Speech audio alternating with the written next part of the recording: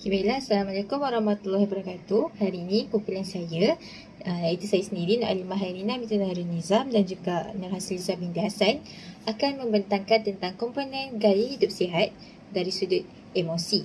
Okey, emosi kebiasaannya dikaitkan dengan perasaan dan juga mood, iaitu ataupun dikatakan sebagai tindak balas kompleks dari segi pengalaman dan perbuatan serta psikologi seseorang.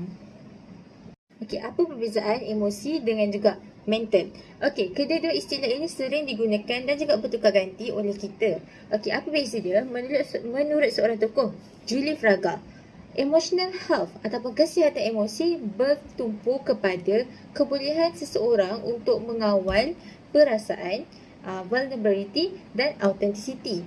Bermaksud seseorang yang sentiasa gembira tidak bermaksud dia itu seorang yang punya emosi yang stabil ataupun kesihatan emosi yang stabil. Okey, baiklah. Seterusnya saya, Hasliza, akan menyambung perbentangan. Jadinya, seperti yang dilihat di dalam gambar, ini merupakan roda emosi. Roda emosi merupakan satu alat yang digunakan untuk membantu seseorang individu untuk mengenal pasti dan mengungkapkan emosi yang kompleks. Daripada bulatan yang paling dalam, itu merupakan emosi-emosi basic, asas, dan daripada asas tu, kita boleh tahu dengan lebih lanjut emosi kompleks kita. Jadinya, dengan adanya roda emosi ini, ia akan dapat membantu seseorang untuk mengekspresikan emosi dan dapat membantu seseorang untuk mengetahui dengan lebih jelas emosi yang dirasai.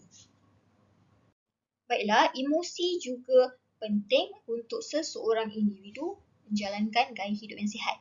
Emosi penting yang pertama untuk kelangsungan hidup seseorang individu. Emosi ini sebenarnya memberikan isyarat untuk diri kita alert jika ada keperluan yang tidak dipenuhi. Contohnya, seseorang merasakan emosi sunyi, itu mungkin berpunca daripada keperluan berhubung mereka tidak dipenuhi. Okey, kepentingan yang kedua, emosi ini penting untuk membuat jangkaan. Emosi merupakan punca maklumat. Disebabkan itu, seseorang individu dapat mengekspresikan emosi mereka melalui tingkah laku. Secara tak langsung, kita dapat meramal tingkah laku seseorang individu.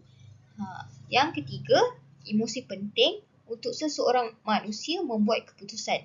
Dan yang keempat, emosi juga penting dalam menjalankan satu komunikasi yang berkesan kerana emosi kita boleh ramal melalui ekspresi dan juga gerak tubuh seseorang.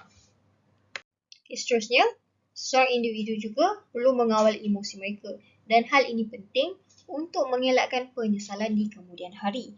Jika kita tidak mengawal emosi, berkemungkinan besar bahawa perbuatan yang akan kita lakukan adalah berlandaskan respon negatif ataupun emosi negatif.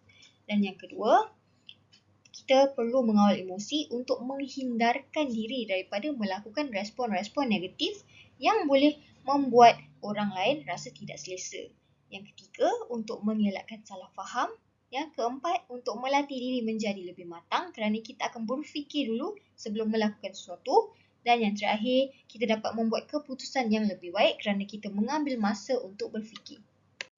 Berikut pula merupakan cara untuk mengawal emosi yang telah dikongsikan oleh Universiti Teknologi Mara. Yang pertama, kita perlu gunakan emosi dan respon tubuh untuk mengenal pasti keadaan jika kita mengalami tekanan. Yang kedua, kita perlu membina strategi daya tindak yang sihat. Yang ketiga, kita perlu mengurus tekanan dengan mengawal perkara yang kita boleh kawal. Yang keempat, kita perlu menggunakan teknik pernafasan dan teknik relaksasi yang bersesuaian.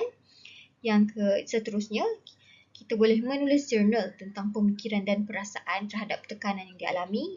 Dengan itu, kita dapat mengurus emosi dengan lebih baik. Yang seterusnya, kita perlu berhubung dengan ahli keluarga dan rakan-rakan agar tidak rasa sunyi. Dan yang terakhir, kita perlu melakukan senaman. Baiklah, itu sahaja pembentangan daripada kami. Berikut pula merupakan soalan-soalan mengenai emosi yang boleh anda jawab.